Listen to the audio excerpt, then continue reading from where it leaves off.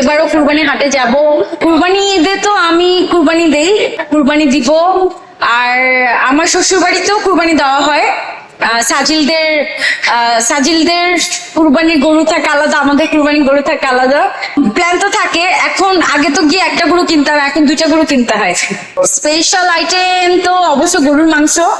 আমি নিজে রান্না করতে, এর আগে রান্না পারতাম না, এখন রিসেন্ট রান্না শিখেছি আমি।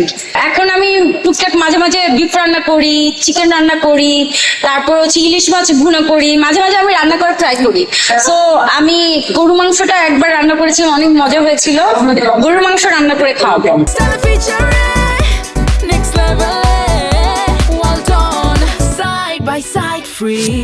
টিজারটা তো চমৎকার, কি যেন গ্যাংস্টার, রাইট? রকিস্টার।